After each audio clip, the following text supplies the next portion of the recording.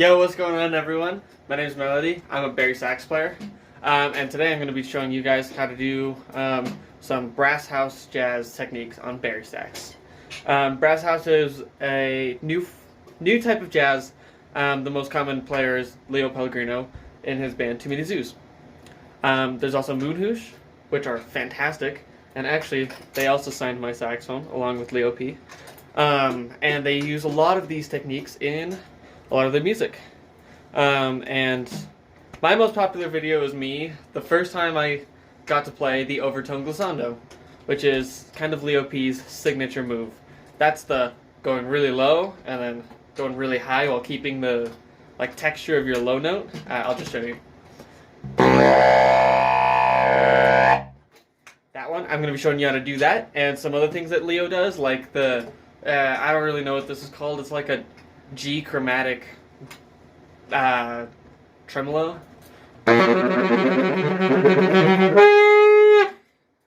That's cool, and some licks that he does. Let's get started. So, obviously, let's start with the glissando, the one that blew up on my channel for literally no reason. So in order to do this, you're probably going to want a very large tipped mouthpiece. I play it on a Theowani Durga 5 with an 8-star tip. So my mouthpiece is actually kind of massive. As you can see, there's a huge gap between the mouthpiece and the reed. And this helps me get power in my sound. So what you want to do is click down your low A, and to get started, just do a overtone really high while holding down the A, and then loosen your jaw and go back down to the A normally. It's not going to sound good, but this is how I learned how to do it by myself. So you go from the the really high overtone back down to your normal A.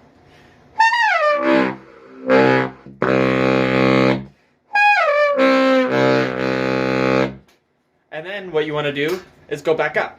And now your mouth is probably about, I don't know, 1/4 of an inch onto the mouthpiece. You want to place your embouchure further up on the mouthpiece and put a little bit more pressure on your bottom lip, like kind of in the center of the reed, so that it starts vibrating a lot on the very front.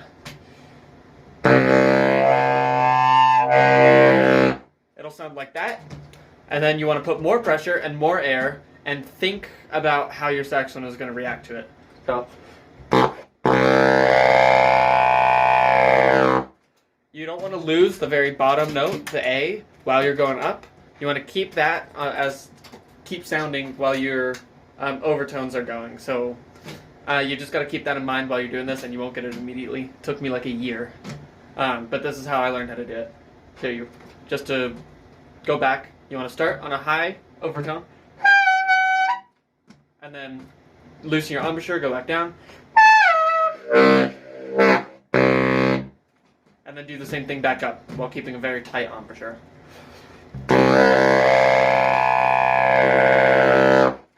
Now this works best on A, and I've tried it on my other saxophones. It doesn't work very well.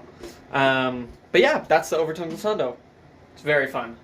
The next one that I like doing is the G trill, the G chromatic trill. So what we're gonna do is go chromatically from G, G sharp, A sharp, B, C, C sharp, and then when you get to the C sharp, actually click your forked F to land on that note, or E. Forked E can work too.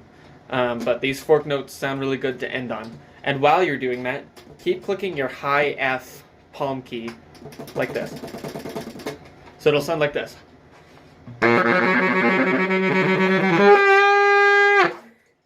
I did the E there, and then you can also do it on the F.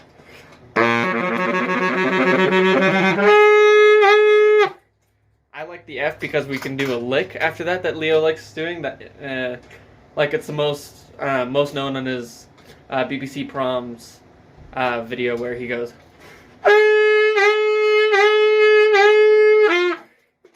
So I'll also teach you that. It's really fun. So all you do on that is click your forked F, and you just bend it a lot.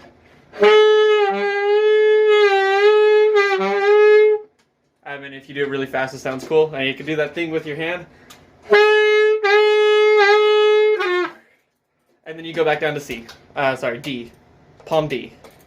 So that's that. That's really fun. You can end on that. And some other Leo P things that you might want to like learn about that I use in a lot of my solos is the A.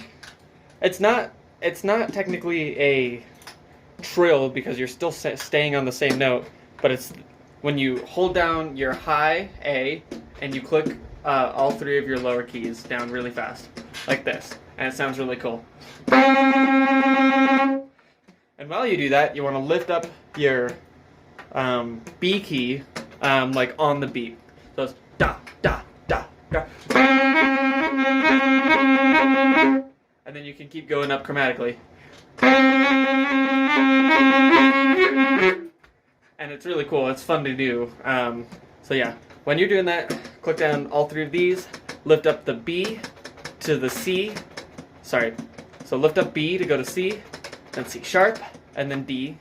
And then of course you can do D sharp or E flat. And I wouldn't really go for the E, because I think it would sound weird. Yeah, it just doesn't sound very good. But I'm sure with some practice and in the right key, you can make it sound fantastic. So those are just some of the things I've learned to do and I wanted to teach you.